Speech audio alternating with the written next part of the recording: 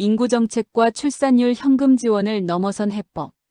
현금 지원 정책의 이중적 얼굴.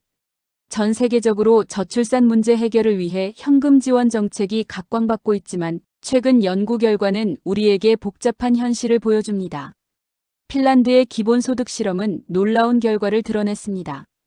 기본소득을 받은 여성들의 출산율은 단기적으로 오히려 감소했습니다. 25-29세 여성과 기존에 자녀가 있는 여성들에게서 이런 현상이 더욱 뚜렷했죠. 이는 현금 지원이 고용 요인을 높여 출산과 경쟁하는 활동의 기회비용을 증가시켰기 때문입니다. 하지만 흥미롭게도 배우자가 기본소득을 받은 여성들에게서는 정반대 결과가 나타났습니다. 가계소득 증가가 출산에 긍정적 영향을 미쳤던 것입니다. 이는 현금 지원 정책이 단순히 누구에게 얼마를 주느냐의 문제가 아니라 가족 내 소득 분배와 의사결정 구조까지 고려해야 한다는 중요한 시사점을 제공합니다. 연령과 소득에 따른 차별적 효과. 폴란드의 패멀리 500 정책은 더욱 복잡한 양상을 보였습니다. 전체적으로는 출생 확률이 연간 1.5%포인트 증가했지만 세부적으로 들여다보면 완전히 다른 그림이 그려집니다. 31세에서 40세 여성의 출산율은 0.7에서 1.8%포인트 증가한 반면 21세에서 30세 젊은 여성의 출산율은 2.2에서 2.6%포인트나 감소했습니다. 고소득 가구에서도 출산율이 1.1%포인트 하락했는데 이는 고소득층이 자녀 교육의 질을 중시하는 질-양 교환 선택과 출산으로 인한 경력, 단절의 기회비용을 크게 느끼기 때문으로 분석됩니다. 결국 현금 지원이 모든 계층에게 동일하게 작용하지 않는다는 것이 명확해진 셈입니다. 한국의 현실과 한계. 2024년 한국의 합계 출산율이 0.75명으로 전년 대비 소폭 상승했지만 여전히 세계 최저 수준입니다. 전국 228개 지자체의 출산지원금 분석 결과 100만 원당 출산율 증가 효과는 1.1에서 1.3%에 불과했습니다.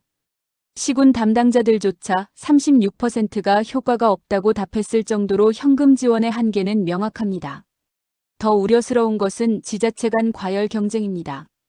일부 지역에서는 셋째 아이에게 1,400만 원까지 지급하며 경쟁하고 있지만 이는 오히려 돌봄 인프라와 같은 근본적 해결책에 대한 투자를 제약하는 결과를 낳고 있습니다. 유럽의 성공 모델이 주는 교훈. 복지국가 연구의 권위자들은 한국이 잘못된 정책 조합을 사용했다고 지적합니다. 출산율 반등에 성공한 독일, 프랑스, 스웨덴의 핵심은 현금 지원이 아니라 구조적 변화에 있었습니다. 독일은 2000년대 이후 스웨덴 모델을 참고해 보육 인프라 확충에 집중했고, 프랑스는 99% 공립 무료 유치원과 함께 다양한 가족 형태에 대한 사회적 수용성을 높였습니다. 스웨덴은 남성에게 의무적으로 육아휴직을 할당하는 아버지 할당제를 통해 성평등 문화를 정착시켰습니다. 이들 국가의 공통점은 세 가지입니다. 첫째, 부모 모두의 근무 시간을 8시간 이내로 제한하는 1- 가정 양립 환경 조성. 둘째, 보편적이고 고품질의 보육 서비스 제공. 셋째, 남성의 적극적인 육아 참여를 유도하는 성평등 문화 확산입니다. 진정한 해법을 향하여. 현금 지원 정책의 효과는 출산 시기를 앞당기는 템포 효과에 그칠 가능성이 높습니다. 실제 자녀 수 자체를 늘리는 퀀텀 효과를 위해서는 근본적인 구조 개혁이 필요합니다. 무엇보다 여성이 출산 후에도 경력을 지속할 수 있는 환경, 남성도 자연스럽게 육아에 참여하는 문화, 그리고 모든 소득계층이 접근 가능한 양질의 보육 서비스가 핵심입니다. 지자체 간 현금 지원 경쟁보다는 국가 차원의 보편적 복지로 전환하되 지역 특성을 고려한 맞춤형 돌봄 인프라 구축이 병행되어야 합니다. 저출산 문제는 단순히 경제적 유인책으로 해결될 수 있는 문제가 아닙니다. 사회 전반의 가치관과 제도를 아우르는 통합적 접근만이 진정한 변화를 가져올 수 있을 것입니다.